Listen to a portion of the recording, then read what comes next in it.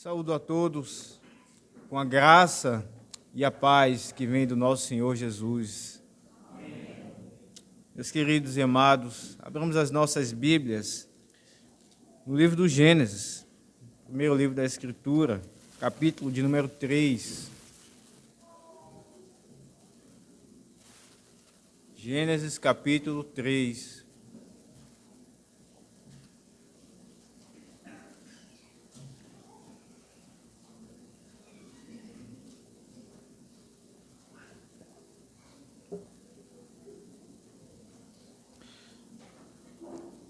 Eu lerei a partir do verso de número 15 até o final do capítulo, mas nós iremos expor, a partir do verso número 14 até o final do capítulo, mas nós iremos expor apenas dos versos 16 até o final do capítulo. Então peço que os irmãos prestem atenção, pois esta é a palavra do Senhor.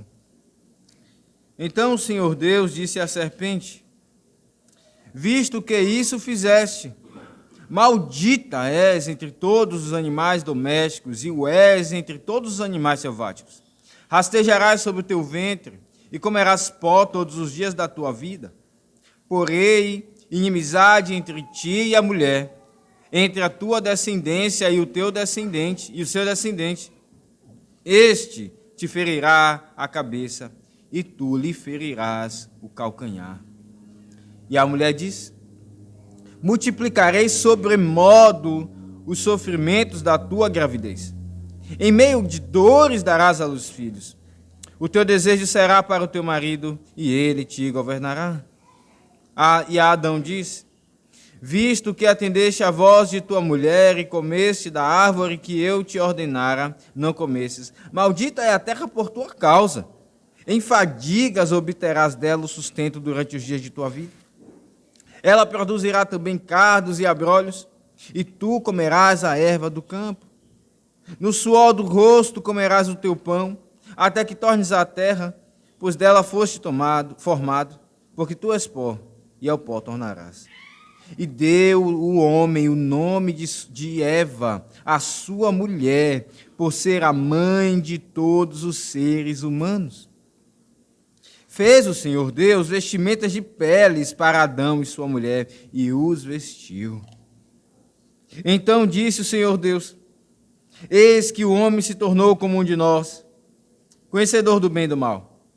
Assim que não estenda a mão e tome também da árvore da vida, e coma e viva eternamente.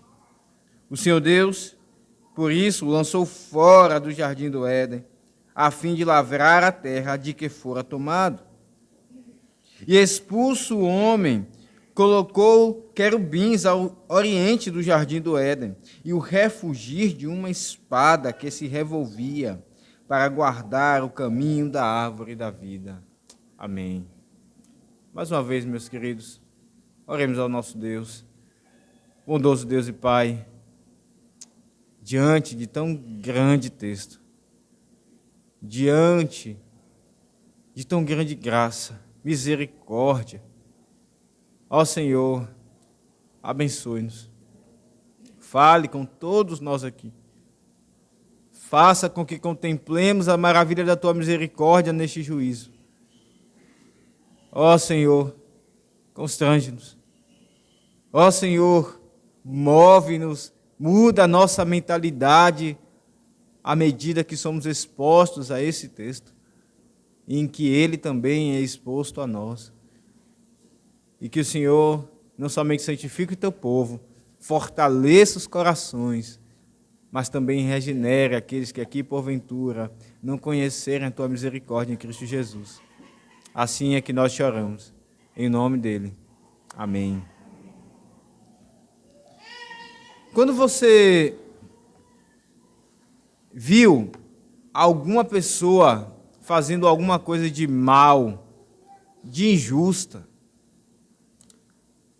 e certamente todos aqui já passaram por essa experiência, qual foi o desejo do teu coração? Qual foi o julgamento no teu coração Qual foi a pena que tu disseste no teu coração, aquela pessoa mereceria que tal coisa acontecesse com ela? É bem verdade que quando nós vemos cenas injustas, por muitas vezes, o julgamento que está em nosso coração e a pena que nós desejamos que seja aplicada, ela é além do que deveria. E por vezes, irmãos, não há misericórdia no juízo que nós fazemos. Por vezes não há misericórdia na pena que nós achamos que deveria ser aplicada. Mas com o Senhor Deus não é assim. Nós estamos diante de um texto, e esse texto nos fala da punição que Deus aplica aqui agora sobre a mulher e sobre o homem, porque eles pecaram contra Deus. Porque Deus os deu uma ordem, porque Deus os fez perfeitos e santos, porque Deus os fez num local de amor, num paraíso maravilhoso. Mas eles pecaram. Eles quiseram se colocar no lugar de Deus. Eles quiseram conhecer além daquilo que Deus deu a eles. Eles acharam que Deus era egoísta. Eles ouviram a voz da serpente. E agora Deus está punindo eles. Mas é glorioso, irmãos. E eu espero que, e o desejo do meu coração é que você contemple que em meio a estes juízos, a misericórdia de Deus, ela refugie do início ao fim nesse texto. Sim, apesar da punição divina, apesar do juízo divino, há misericórdia nesse texto. Sim, a cada momento que Deus aplica o seu juízo, também há misericórdia. É isso que vemos nesse texto. Por isso, se nós pudéssemos resumir numa frase, o ensino dele seria: mesmo na punição divina, há misericórdia. Mesmo na punição divina, há misericórdia. Nós veremos isso em 3 partes. Em primeiro lugar, a misericórdia, apesar da punição divina sobre a família e o trabalho. Em segundo lugar, a misericórdia, apesar da punição divina sobre o acesso a Deus. Nós vemos isso dos versos 22 a 24. E em terceiro e último lugar, a misericórdia na expiação. Nós vemos isso nos versos 20 e 21. Mas vamos por partes. Em primeiro lugar, veja que Deus, ele sim aplica a punição, mas a misericórdia, apesar da punição divina sobre a família e sobre o trabalho. Veja dos versos 16 em diante o que diz. Ele se dirige à mulher e a mulher disse: multiplicarei sobremodo os sofrimentos da tua gravidez. Em meio de dores darás à luz filhos, o teu desejo será para o teu marido, e ele te governará. Logo depois que o Senhor Deus, ele menciona aqui no verso de número 15, aquilo que é o Evangelho, aqui no início da Escritura, onde viria o descendente da mulher, iria ferir a cabeça da serpente. Ele venceu Satanás e o pecado na cruz. Ele triunfou sobre Satanás e sobre o pecado. Mas a serpente feriu o seu calcanhar. E nós vemos isso, inclusive aqui nesta ceia, a ferida no calcanhar do Senhor Jesus. Ele morreu, mas a morte não pôde detê-lo. Ele ressuscitou num dia como hoje. E é nesse dia que nós vemos tanto a ferida no calcanhar de Cristo, na ceia do Senhor, mas também nós vemos a ferida que ele operou na serpente, comemorando a sua ressurreição. Glória a Deus por isso. Mas depois disso, irmãos, o Senhor Deus então aplica aqui a sua punição. Ele mostra, assim como a mulher, e a construção na original é a mesma, assim como a mulher, ela desprezou a morte que Deus disse: certamente morrerás se vocês comerem do fruto. Assim também o Senhor Deus, a construção do original é certamente, sobremodo, abundante sofrimento na tua gravidez a partir de agora. O Senhor mostra então que não só no parto haverá agora, de agora em diante, sofrimento para a mulher, mas perceba que ele fala aqui da gravidez. Na verdade, esse sofrimento ele vai começar desde as regras das mulheres. E ele vai, desde então, acompanhar a mulher pela sua vida. Ela irá sofrer, inclusive quando seus filhos estiverem grandes. Deus agora adiciona muito sofrimento à maternidade. Esse sofrimento envolve dores de cólicas que as moças sentem. Esse sofrimento envolve o momento do parto. Esse sofrimento agora, mulher, vai te acompanhar. Deus diz a ela.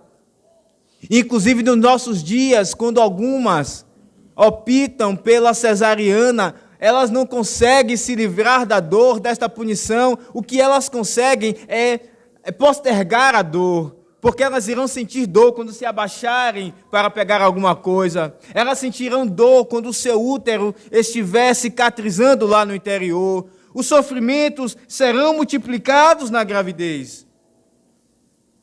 Essa é a punição. A punição divina na gravidez. Ora, aqui o Senhor Deus mostra como quebrar a lei dele tem duras consequências.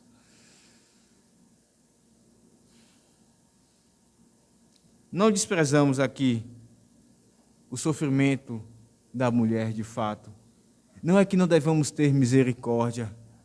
Inclusive, algumas experimentam aquilo que é conhecido por depressão pós-parto, desejo até mesmo de rejeitar o seu filho, porque a dor que ela está sentindo é por ter dado a luz a ele. Mas a verdade é que é justo que essa punição venha. Vemos a punição do Senhor Deus na gravidez, mas há misericórdia nessa punição. Eu acho que talvez você não tenha percebido.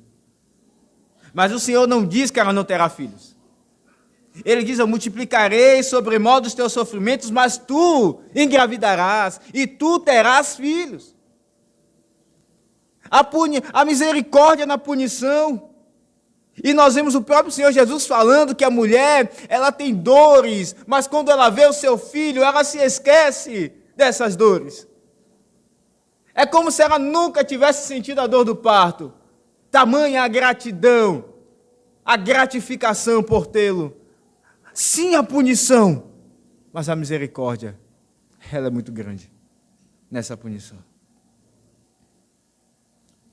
Nós vemos também a punição de Deus no casamento.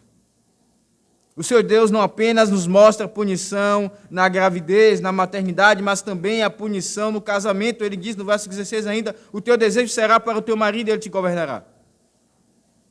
Muitos usam esse texto para dizer que, então, a punição da mulher agora é que ela vai ter o seu marido governando sobre ela, não. Não é isso que o Senhor Deus está dizendo agora à mulher. O que Ele está dizendo é que agora cabe a ela, compete a ela, lidar com um desejo de governar o seu marido.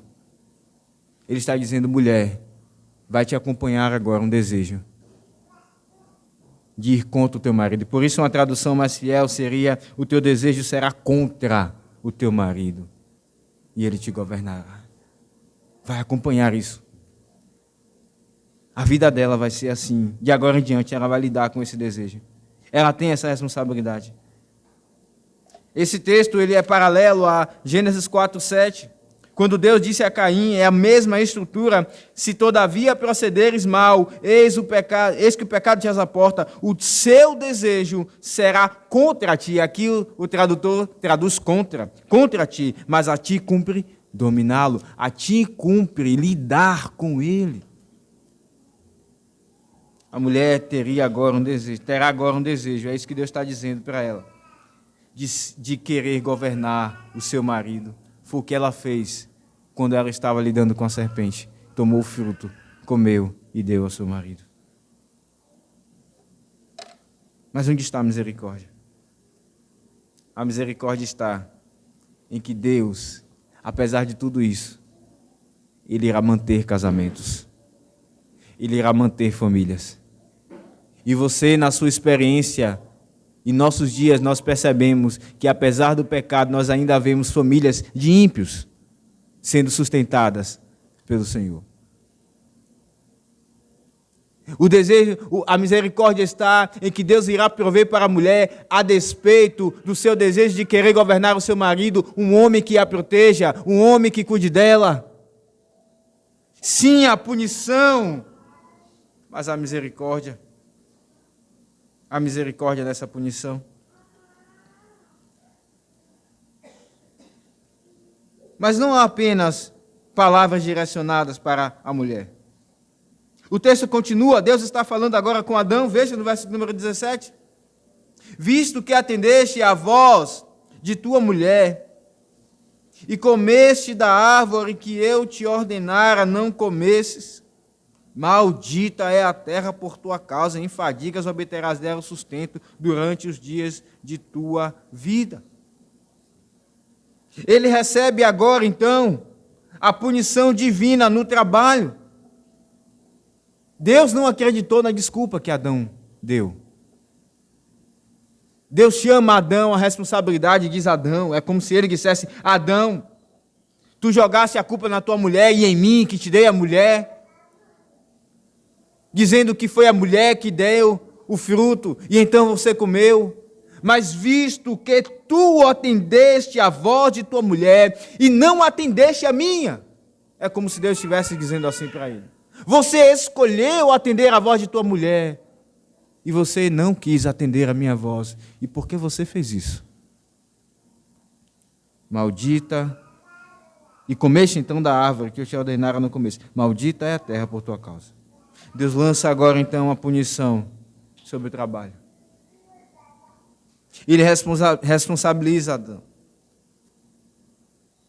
Não porque Adão meramente ouviu a sua esposa, mas porque ele não soube julgar o que a sua esposa falou para ele.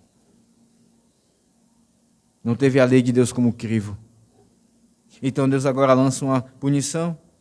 O suor aqui é uma parte apenas desse sofrimento.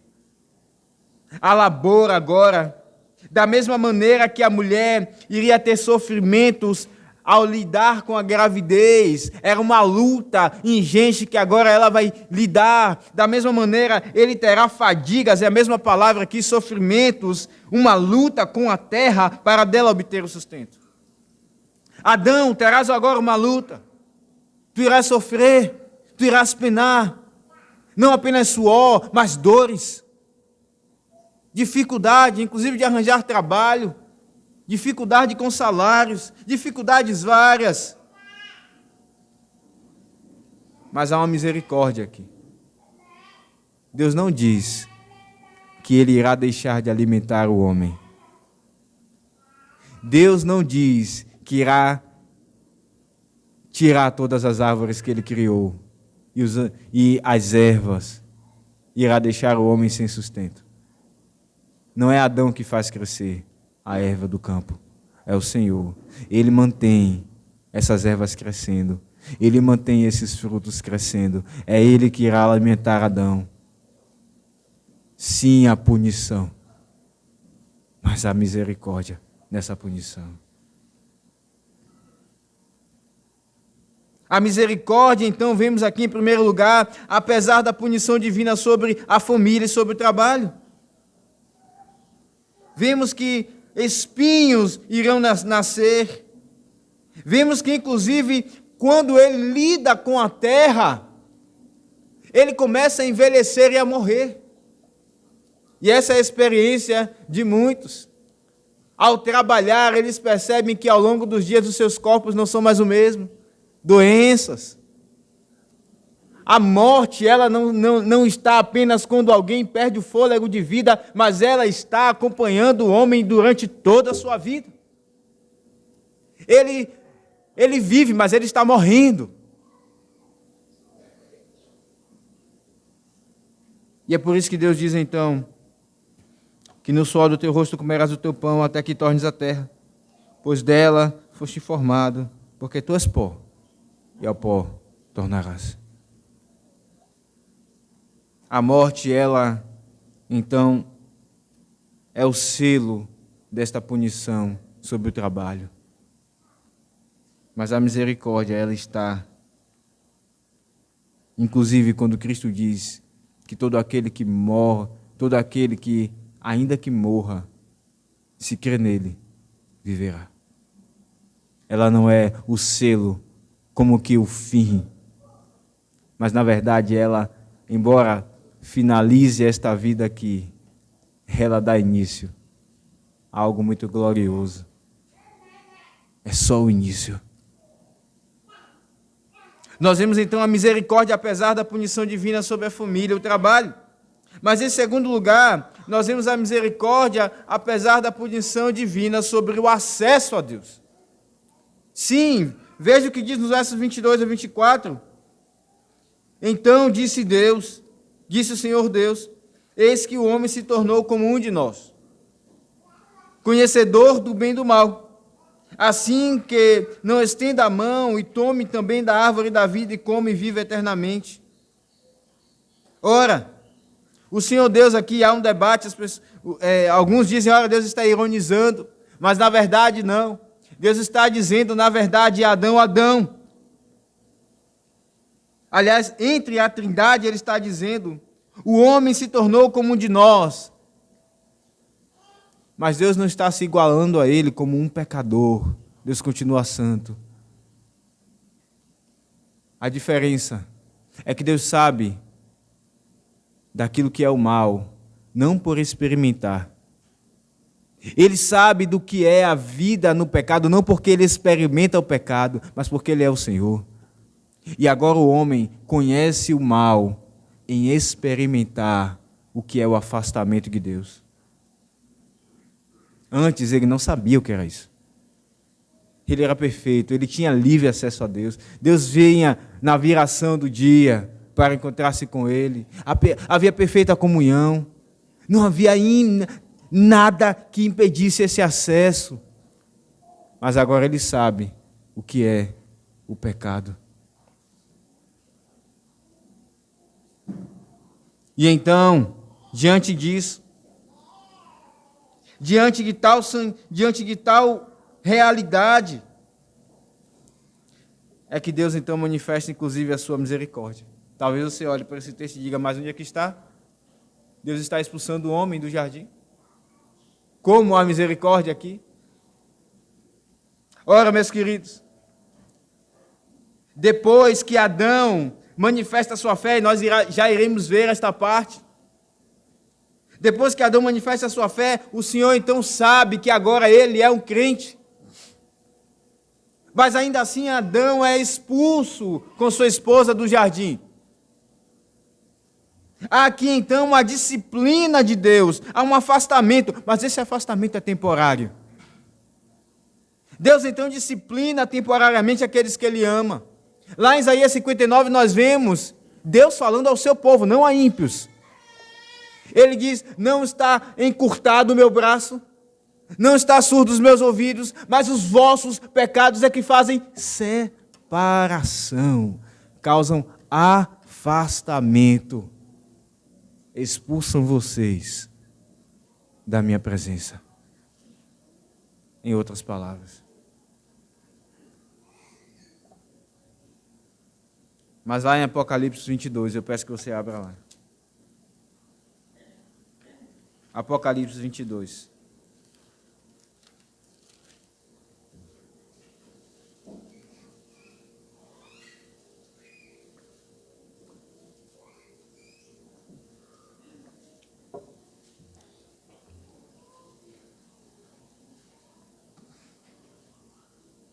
Apocalipse 22,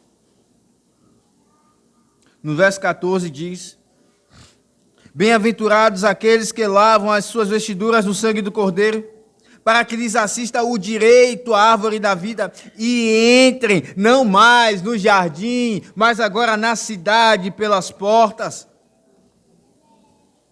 Esse afastamento da árvore da vida, ele existe, é uma punição, mas é algo temporário. Deus então nutre, à medida que Ele nos afasta da sua presença de forma absoluta, Ele nutre em nós a esperança, e em Adão, de usufruir eternamente desta árvore da vida, que não estará mais no jardim, mas será algo muito mais glorioso, uma cidade com portões gloriosos, com um piso maravilhoso. A punição nesse afastamento, mas ele é temporário.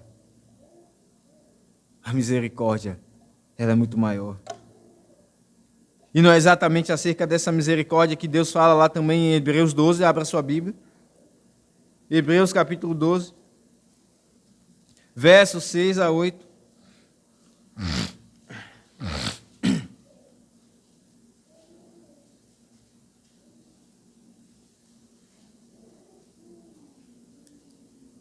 Diz assim o texto, Hebreus 12, 6, porque o Senhor corrige a quem ama e açoita a todo filho a quem recebe. É para a disciplina que perseverais, Deus os trata como filhos, pois que filho há que o pai não corrige? Mas se está sem correção, de que todos se têm tornado participantes, logo sois bastardos e não filhos. Se Deus então ele disciplina, então justamente com essa disciplina, ele está dizendo, eu estou olhando por você. Essa disciplina, Adão, ela é temporária e ela é pedagógica. Ela tem uma finalidade, é para que você também receba o meu amor e você não seja entregue ao seu pecado. Eu irei restituí-lo de forma absoluta. Ora, meus irmãos, aqui vemos a misericórdia apesar da punição divina sobre o acesso a Deus. Em primeiro lugar, nós vimos a misericórdia apesar da punição divina sobre a família e o trabalho. Em segundo lugar, nós vemos aqui a misericórdia apesar da punição divina sobre o acesso a Deus. Mas agora, em terceiro e último lugar, nós vemos a misericórdia na expiação. E sim, eu pulei esses versos 20 e 21, para que nós percebamos o que está em ênfase aqui. Para que nós percebamos o que é o centro nesse texto. Não é a punição, embora ela esteja aqui, mas o centro desse texto é a misericórdia. Por isso, esse é o nosso terceiro ponto, a misericórdia na expiação. Veja o que diz o verso 20. E deu o homem o nome de Eva à sua mulher, por ser a mãe de todos os seres humanos. Nós vemos aqui então que Adão é movido a confiar na promessa que Deus mesmo proferiu. A primeira profecia, assim poderemos dizer, está aqui em Gênesis 3,15, quando ele diz que o descendente irá ferir a cabeça da serpente e a serpente irá ferir o seu calcanhar. Deus promete que a mulher então iria dar à luz aquele que iria livrá-los do pecado. O pecado é terrível, sim. O pecado levou a mulher e o homem a desejarem que Deus morresse para que eles estivessem no lugar de Deus e reinassem. Mas Deus então promete um descendente que iria destruir esse desejo. Esse desejo então iria ser aniquilado absolutamente. E ainda em parte ele está destruído agora. Quando o crente ainda é um pecador, esse desejo ele já foi golpeado, e ele será finalmente golpeado na eternidade. Adão entende isso de uma forma assim, limitada, porque a revelação aqui está limitada, mas ele entende esta promessa. Ele entende a promessa de um Salvador, e ele diz então à sua mulher, o seu nome agora não será mais varoa.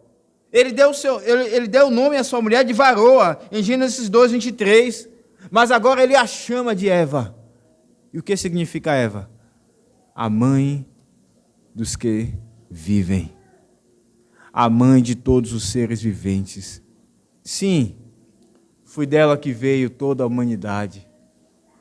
Mas ela não é apenas a mãe dos que vivem biologicamente falando. Ela é a mãe, inclusive, daquele que é a própria vida, o Senhor Jesus, e daqueles que estão ligados a eles, que vivem espiritualmente. Confiando nessa promessa é que Adão muda o nome de sua mulher e a chama de Eva. E então, vendo esta fé e esta confiança no coração de Adão, o Senhor Deus, embora alguns digam que isso não aconteceu, o Senhor Deus então mata animal. Diz o verso 21 que fez o Senhor Deus vestimenta de peles, e como essas vestimentas de peles iriam aparecer, senão de animais que foram mortos. Ele mata algum animal aqui e veste Adão e sua mulher. Você já deve ter criado algum animal doméstico.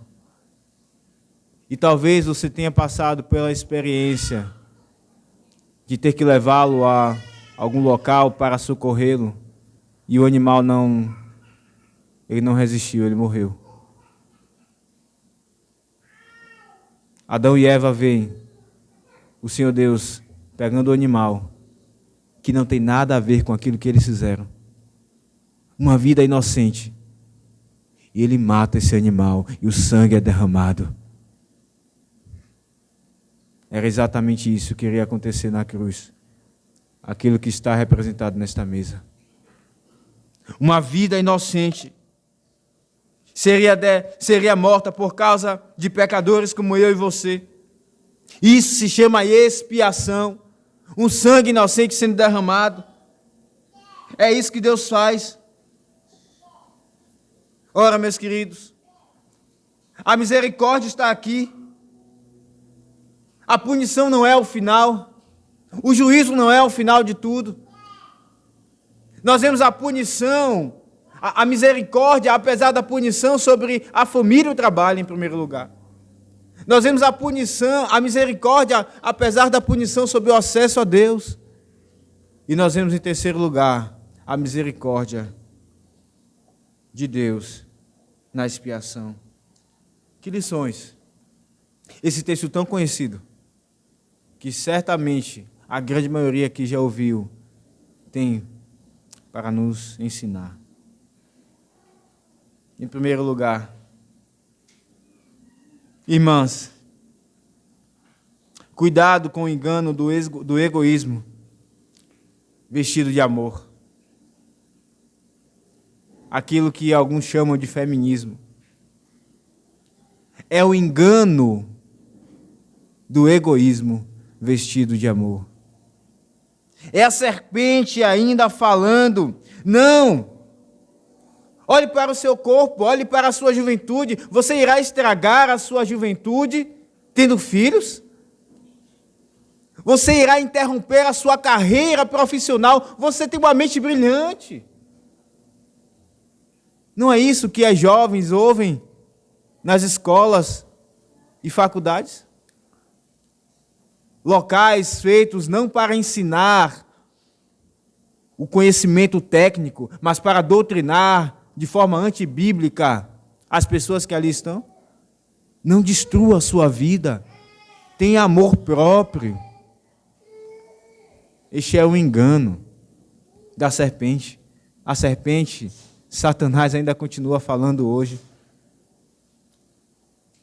É uma bênção ter filhos. Deus sim diz aqui que haveria punição na gravidez. Ele diz sim que haveria dores. Não há como fugir disso. Mas há misericórdia nessa punição. Não há nada igual quando uma mãe cria os seus filhos, quando a mãe o embala, quando a mãe cuida dele. Ela precisa disso, ela foi feita para isso. E arrancar dela a maternidade é arrancar parte de sua vida.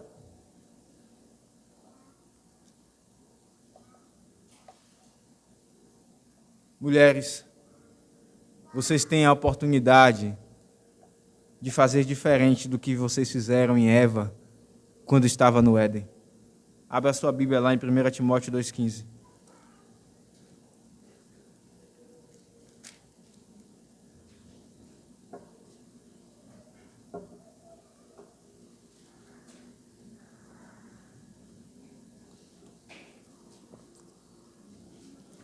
Primeira Timóteo 2,15.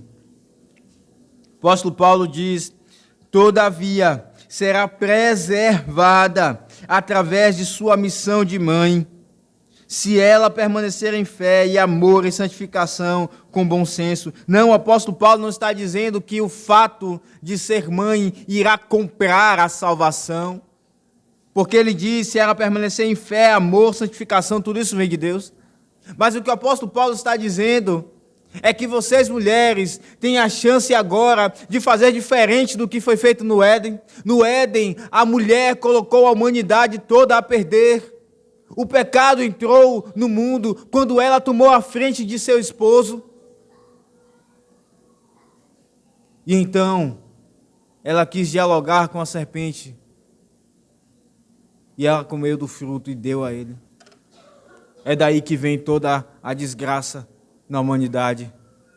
Mas quando vocês se dedicam a ser mães, vocês fazem agora, vocês passam a servir mães de forma fiel, como está aqui no texto. Vocês passam a servir não a serpente, mas a Deus, mas ao descendente da mulher. E vocês então, a ideia da maternidade aqui não é meramente algo humano, mas é que vocês laborem para que Cristo seja impresso no coração dos seus filhos. Sim, vocês então não serão mais aquela figura que foi então o instrumento que Satanás usou para que a humanidade entrasse em desgraça. Vocês serão então agora a glória. Porque então vocês, dos seus ventres, virão homens e mulheres que irão resplandecer a luz de Cristo. E vocês poderão olhar para eles e ver, Senhor, obrigado, porque o Senhor me usa para isso. Obrigado, porque o Senhor não deu a nenhum outro, senão a mim, que sou mulher, essa missão. Nós não ouvimos essa mensagem fora da igreja, não é verdade? Porque é Satanás que quer enganar as mulheres. E ainda, dentro disso, eu me dirijo aqui a jovens, moças, adolescentes. Qual é o plano de vida que vocês têm? Qual é o desejo do teu coração? Quando você olha para alguma mulher que tem uma carreira brilhante profissionalmente, talvez você seja enganada pelo engano da serpente, em querer ser como ela, e em detrimento dos seus próprios filhos, que Deus pode te dar. Cuidado. A mulher deve prioritariamente se dedicar à sua missão de mãe e de esposa. E se isso, então, não for ferido, talvez ela possa, em algum momento da vida dos seus filhos, pensar em algum trabalho. É interessante, irmãos, eu ainda falo sobre isso. Eu não sei se vocês perceberam, mas a punição que Deus dá à mulher é diferente da punição que Ele dá ao homem. Ele se refere à mulher e Ele fala acerca da maternidade e do casamento. E ao homem Ele fala do trabalho. Há algo aqui que está nas entrelinhas e que nós devemos perceber. Ao homem, prioritariamente, é dado o sustento da casa. E a mulher, que sim trabalhará, ela trabalhará muito em seu lar, ela trabalhará muito cuidando dos filhos, e ela também pode trabalhar de forma flexível com diversas outras coisas, mas sair de casa e adquirir uma carreira em detrimento da criação dos seus filhos. Irmãs que ainda não casaram, não queiram esse caminho. Em algum momento, vocês irão abdicar do amor que vocês devem dar aos seus filhos. Eu sei que isso é algo sensível na igreja, mas digo isso com amor a vocês. Esta é a palavra que o Senhor Deus, o vosso Deus, tem para vós. Mas, em segundo lugar, maridos, aprendam a ouvir as suas esposas. Esse texto não está ensinando que nós, maridos, devemos então, porque Deus disse assim a Adão, visto que atendeste a voz de tua mulher. Então esse texto não está... Alguns podem olhar para ele e dizer, ora, então eu não vou dar ouvidos à minha mulher. Não. Pelo contrário, a mulher foi colocada como auxílio do seu esposo. E nós já vimos isso, como ela reflete a virtude de Deus de ser o nosso auxílio. Maridos, aprendam a ouvir as suas esposas. Muitos, usando esse texto, não ouvem, e muitas vezes as nossas esposas, elas estão certas e nós errados. Deus põe nelas a sabedoria que muitas vezes nós não temos. E nós não ouvimos e quebramos a cara. E vem sobre nós, porque nós somos os responsáveis, a responsabilidade. E o efeito também vem sobre a nossa família, sobre as nossas esposas, sobre nossos filhos. Maridos, aprendam a ouvir o conselho de Deus nos lábios de suas esposas. Mas também aprendam a julgar isso. Deus os colocou como cabeça. A cabeça raciocina. A cabeça processa. E ela então dá um veredito. Você deve então ouvir e raciocinar. Não responda sim a tudo. Da mesma maneira que você não deve responder não a tudo que a tua esposa diz. Não responda sim a tudo que ela diz, porque ela estará errada em momentos. Você deve saber julgar. Não faça como Adão. Ora, meus queridos, essa é a segunda aplicação. E terceira aplicação. Talvez vocês estejam há algum tempo na caminhada cristã, com os olhos cada vez mais baixos, porque vocês só conseguem contemplar os seus pecados, e porque vocês só conseguem contemplar a punição, que sim é justa, das mãos de Deus sobre as suas vidas. E como instrumento de Deus eu quero aqui abrir os seus olhos. Não olhe apenas para o pecado. Sim, ele é terrível. Sim, o pecado nos faz, como eu disse, desejar que Deus morra, para que nós governemos no lugar dele, para que a nossa lei seja praticada. Sim, o pecado é terrível, mas a graça e a misericórdia superabunda. Sim, Deus sabe o quão pecador você é, e nem você mesmo sabe o quão pecador você é. Deus sabe, mas este mesmo Deus é o Deus que nos chama para a sua presença, para ouvir a sua palavra, para cultuá-lo, para sentar à mesa com ele, uma vez que nós cometemos pecado e por causa disso Cristo foi sacrificado, por causa do meu e do seu pecado. Mas ainda assim ele nos chama a esta mesa. Ora, meu querido, creia e confie na misericórdia de Deus. Sim, você cristão, que já professou a fé há anos, mas que talvez tenha andado desanimado pelo peso dos seus pecados. Você precisa erguer os olhos à misericórdia. Ela é muito maior. A misericórdia e o amor de Deus nos constrange. Nós cantamos o hino aqui, amava-me, Senhor. Quando imolado, antigo amor. Como você tem enxergado a Deus? Você tem contemplado a misericórdia dele?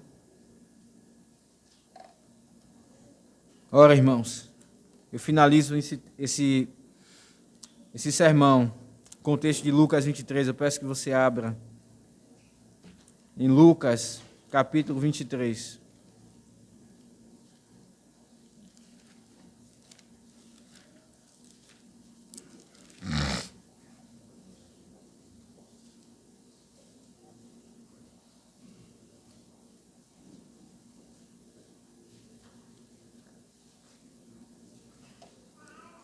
verso de número 43. Eu lerei os versos 43, 45 e 46. Lucas 23, 43 diz: E Jesus lhe respondeu: em verdade, dizendo aqui aquele ladrão na cruz, que confiou na misericórdia, apesar de ele estar recebendo a punição divina de Deus, por causa dos seus pecados ali crucificado, ele confiou na misericórdia, ele creu que aquele era o descendente que Deus prometeu. Então o próprio descendente diz a ele: em verdade te digo que hoje mesmo estarás comigo no paraíso. E diz o verso 45 então: e rasgou-se pelo meio o véu do santuário. O véu, havia um véu no santuário, no tabernáculo, que então separava e reservava o santo dos santos. Este véu era a separação, lembrando ao homem que ele foi expulso do paraíso. Mas diz o texto que esse véu, onde estavam bordados 2 querubins, exatamente como diz o texto de Gênesis, que havia uma espada flamejante e querubins colocados para guardar. Diz o texto que esse véu, no verso 45, rasgou-se pelo meio. E no verso 47 diz: vendo o centurião que tinha acontecido, deu glória a Deus, dizendo: verdadeiramente este homem era justo. Verdadeiramente este homem tinha justiça perfeita. E é exatamente pelo sacrifício dele, o Cordeiro de Deus, pelo sacrifício de alguém que não tem pecado algum, e morreu como o pior dos pecadores, que eu e você podemos ser abraçados pela misericórdia divina até o final dos tempos. E como nós cantamos, este amor não pode nos afastar dele, nem inferno, não há inferno, não há pecado e não há nada nesta vida que nos afaste deste amor para sempre. Que Deus nos abençoe. Amém.